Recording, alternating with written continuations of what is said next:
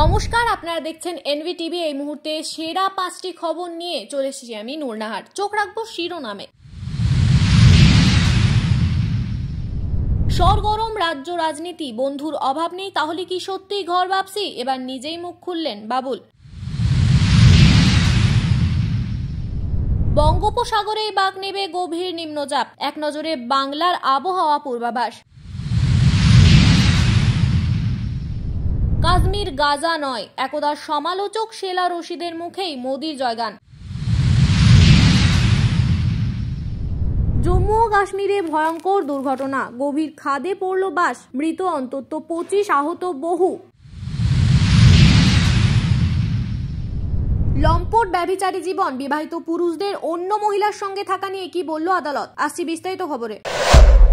জোর চর্চায় তৃণমূলের শিল্পী বিধায়ক বাবুল সুপ্রিয়। তৃণমূল ছেড়ে উনি নাকি ফের নাম লেখাচ্ছেন বিজেপিতে, এমন জল্পনায় সরগরম রাজ্য রাজনীতি। ওদিকে এই জল্পনায় আগুনে ঘি ঢালার কাজ করছে সম্প্রতি বাবুলের বিজেপি যোগ নিয়ে বিজেপি সাংসদ দিলীপ ঘোষের করা মন্তব্য। তাহলে কি সত্যি ঘর ভাবছি? এই সমস্ত প্রশ্নের উত্তর এবার খোদ নিজেই দিলেন বাবুল। সম্প্রতি এক সংবাদ মাধ্যমে দেওয়া সাক্ষাৎকারে এই প্রসঙ্গে প্রশ্ন করা হলে বাবুল বলেন, হয়তো কেউ কেউ কোনো উদ্দেশ্য নিয়ে এমন কথা ছড়াচ্ছে। রাজনীতিতে তো আর বন্ধুর কোনো অভাব নেই, অর্থাৎ দল বদলের জল্পনায় একেবারে জল ঢেলে দিয়েছেন বাবুল। যদিও দিলীপ ঘোষকে নিয়ে কোনো মন্তব্য করতে চাননি রাজ্যের মন্ত্রী ও বালিগঞ্জের তৃণমূল বিধায়ক বাবুল সুপ্রিয়। প্রসঙ্গগত মঙ্গলবার বাবুলকে খোঁচা মেরে দিলীপ ঘোষ বলেন, বাবুল ভালো গান করতেন তা ঠিক, কিন্তু রাজনীতিতে তিনি সব সময় বেসুরো। যারা রাজনৈতিক পর্যটক তাদের কখনোই নীতি আদর্শ বা দলীয় সংগঠন এসব নিয়ে কিছু যায় আসে না। পার্টিও প্রয়োজন বুঝে দলে যেমন নেয় তেমন আবার ছেড়েও দেয়। দিলীপ বাবু আরো বলেন, এইসব কারণেই রাজনীতির বিশ্বাসযোগ্যতা নষ্ট হয়ে যাচ্ছে। ওদিকে দিলীপকে নিয়ে সংবাদ মাধ্যমে কিছু না বললেও নিজের ফেসবুকে বাবুল লেখেন, দলের সমস্ত পদ থেকে দিলীপ ঘোষকে সরিয়ে দেওয়া হয়েছে,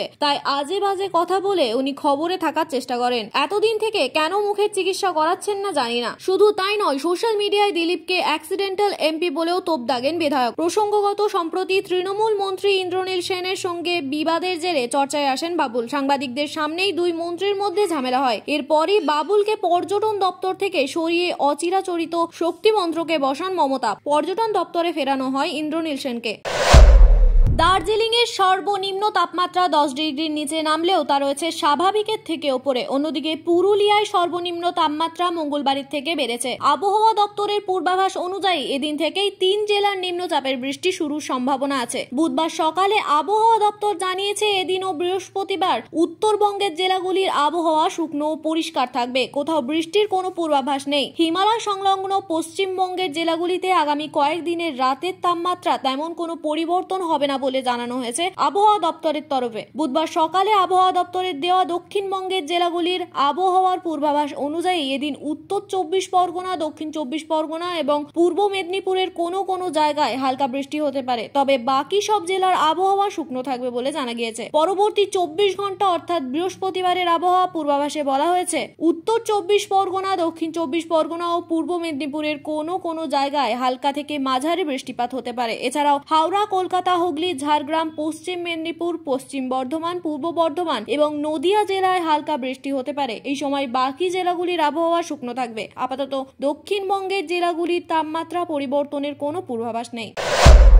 এক সময় অসহিষ্ণুতা ছিল, কিন্তু আজ পরিস্থিতি বদলেছে। এই মুহূর্তে দাঁড়িয়ে কোনোভাবে কাশ্মীর গাজার সঙ্গে তুলনীয় নয়। আর এই পরিবর্তনের রূপকার প্রধানমন্ত্রী নরেন্দ্র মোদী ও স্বরাষ্ট্রমন্ত্রী অমিত শাহ। এমনই দাবি করলেন জওহরলাল নেহরু বিশ্ববিদ্যালয়ের ছাত্র ইউনিয়নের প্রাক্তন সহসভাপতি শেলা রশিদ। বছরের শুরুতে তার বিরুদ্ধে মামলা করার অনুমতি দিয়েছিলেন দিল্লির লেফটেন্যান্ট গভর্নর ভি.কে. সাক্সেনা। সেনা বিরোধী টুইট করার অভিযোগ রয়েছে শেলার বিরুদ্ধে। সেই শেলার মুখেই এবার সরকারের প্রশস্তি। সংবাদ সংস্থা এএনআই এর সঙ্গে কথা বলার সময় শেলা এই মতামত জানিয়েছে। তাকে জিজ্ঞাসা করা হয়েছিল, একদা কাশ্মীরে পাথর নিক্ষেপকারীদের প্রতি তার সহানুভূতি ছিল কিনা। তিনি বলেন, হ্যাঁ ছিল 2010 সালে, কিন্তু আজ আমি বর্তমান পরিস্থিতির প্রতি অনেক বেশি কৃতজ্ঞ। কাশ্মীর গাজা নয়, এটা সত্যি পরিষ্কার হয়ে গিয়েছে। কাশ্মীর এক সময় বিক্ষোভ, বিদ্রোহ ও অনুপ্রবেশের বিক্ষিপ্ত ঘটনায় জড়িয়ে গিয়েছিল। সেই সঙ্গেই শেলার দাবি, এই পরিবর্তন সম্ভব হয়েছে প্রধানমন্ত্রী নরেন্দ্র মোদী ও স্বরাষ্ট্রমন্ত্রী অমিত শাহর জন্যই। নয়, তার কথায় কাউকে না কাউকে এই ক্ষত মেরামত করতেই হতো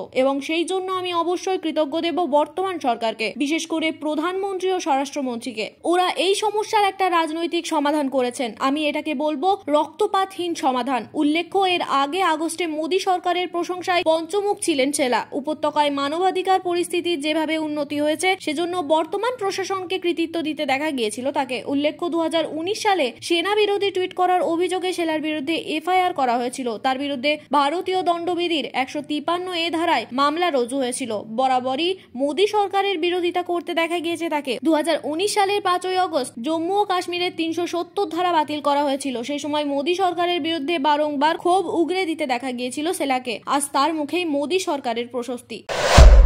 জম্মু ও কাশ্মীরের ভয়াবহ দুর্ঘটনা। বুধবার 15ই নভেম্বর কিস্তোয়ার থেকে জম্মু যাওয়ার পথে জাতীয় সড়ক 244 থেকে গভীর খাদে পড়ে গেল যাত্রী বোঝাই একটি বাস। এই মর্মান্তিক দুর্ঘটনায় অন্তত 36 জনের মৃত্যু হয়েছে বলে জানা গিয়েছে। আরো অন্তত 20 লোক গুরুতর আহত হয়েছেন। সূত্রের খবর, দুর্ঘটনার সময় বাসে যাত্রী ও চালক কর্মী মিলিয়ে 50 জনেরও বেশি মানুষ ছিলেন। ডোডা থেকে 15 কিলোমিটার দূরে রাঙ্গিলালা অসর এলাকায় এই দুর্ঘটনাটি ঘটেছে। দুর্ঘটনার কারণ এখনো জানা যায়নি। ডোডার পুলিশ সহ স্থানীয় পুলিশ কর্মকর্তারা ঘটনাস্থলে ছুটে গিয়েছেন। সেনার উদ্ধারকারী দলকেও খবর দেওয়া হয়েছে। দুর্ঘটনার বিষয়ে খোঁজ খবর নিয়েছেন কেন্দ্রীয় মন্ত্রী জিতেন্দ্র সিংহ। তিনি সোশ্যাল মিডিয়ায় জানিয়েছেন, অসর অঞ্চলে বাস দুর্ঘটনার খবর পাওয়ার পর এইমাত্র জম্মু ও কাশ্মীরের ডোডার জেলা কমিশনার হরবিন্দ সিং এর সঙ্গে কথা বললাম। দুর্ভাগ্যবশত 5 জনের মৃত্যু হয়েছে। আহতদের প্রয়োজন অনুযায়ী কিশতওয়াড় জেলা হাসপাতাল ও জিমেসি ডোডায় নিয়ে যাওয়া হচ্ছে। গুরুতর আহতদের অন্য হাসপাতালে নিয়ে যেতে হেলিকপ্টার পরিষেবা ব্যবস্থা করা হবে। প্রয়োজনীয় সকল ধরনের সাহায্য দেওয়া হচ্ছে। আমি সর্বক্ষণ যোগাযোগ রাখছি। ঘটনাস্থলের বেশ কিছু ছবি ও ভিডিও সোশ্যাল মিডিয়ায় ছড়িয়ে পড়েছে। তাতে দেখা যাচ্ছে বাসটি রাস্তা থেকে অন্তত কয়েকশো ফুট নিচে গড়িয়ে পড়েছে। বাসটি একেবারে ভেঙে চুরে গিয়েছে। পুলিশ ও অন্যান্য উদ্ধারকারী দল পৌঁছানোর আগেই স্থানীয় বাসিন্দারা এসেই উদ্ধার কাজে হাত লাগান। সোশ্যাল মিডিয়ায় প্রকাশিত ভিডিওতে দেখা গিয়েছে বহু নিথর দেহ ভাঙাচোরা বাসটির কাঠামোর পাশে মাটিতে শুয়ে রাখা হয়েছে। স্ত্রীকে বিচ্ছেদ না দিয়ে অন্য মহিলার সঙ্গে লম্পট ও ব্যভিচারী জীবনযাপন করলে তাকে লিভ ইন রিলেশনশিপ বলা যায় না, এমনই রায় দিলেন পাঞ্জাব ও হরিয়ানা হাইকোর্টের বিচারপতি কুলদীপ তিওয়ারি। একক বিচারপতির বেঞ্চে পাঞ্জাবের এক দম্পতি তাদের জীবন ও স্বাধীনতার সুরক্ষা চেয়েছিল। আবেদনকারীরা বলেছিলেন তারা লিভ ইন করেন, কিন্তু মহিলার পরিবারের সদস্যরা তা মানছে না, তাদের হত্যার হুমকি দিচ্ছে। তাই লিভ ইন রিলেশনশিপে থাকা দম্পতিদের মতো সুরক্ষা চেয়েছিল তারা। কিন্তু তারা যে লিভ ইন সম্পর্কে রয়েছেন তাই মানতে চায়নি আদালত। শুনানির সময় আদালত পর্যবেক্ষণ করে মহিলা অবিবাহিত হলেও পুরুষটি বিবাহিত ছিল। সম্পর্কের টানাপোড়েনের কারণে তিনি তার স্ত্রীর সঙ্গে থাকেন না। শুধু তাই নয়, বৈবাহিক সম্পর্ক থেকে পুরুষটির 2 সন্তানও রয়েছে, তারা তাদের মায়ের সঙ্গে থাকে। বিচারপতি কুলদীপ তিওয়ারি বলেন, আগে স্ত্রীর কাছ থেকে বিবাহ বিচ্ছেদ না করে এবং সেই বিয়ে টিকে থাকাকালীন আবেদনকারী পুরুষ আবেদনকারী মহিলার সঙ্গে একটি লম্পট এবং ব্যভিচারী জীবনে জড়িয়েছেন। ভারতীয় দণ্ডবিধির 494 বা 495 ধারার অধীনে এর জন্য তার শাস্তিও হতে পারে, কারণ এই ধরনের সম্পর্ককে লিভ ইন সম্পর্ক বলা যায় না। মহিলার পরিবার থেকে তাদের প্রাণ নাশের হুমকি দেওয়া হচ্ছে বলে যে অভিযোগগুলি করেছেন আবেদনকারীরা, সেগুলিও ভুয়ো বলে জানিয়েছে আদালত। আদালতের মতে আবেদনকারীরা তাদের অভিযোগগুলোর সমর্থনে কোনো প্রমাণ দিতে পারেননি। এমনকি কোনো পদ্ধতিতে হুমকি দেওয়া হচ্ছে তার একটি উদাহরণ পর্যন্ত কোথাও দেওয়া হয়নি। আদালত আরো বলেছে, আপাত দৃষ্টিতে মনে হচ্ছে ব্যভিচারের বিষয়ে যাতে কোনো ফৌজদারি মামলা না হয় তা এড়াতে এই আবেদনটি করা হয়েছে। তাই তারা যে ত্রাণ চেয়েছেন সেগুলি মঞ্জুর করার কোনো সুনির্দিষ্ট ভিত্তি খুঁজে পায়নি আদালত। তাদের আবেদন খারিজ করা হয়েছে।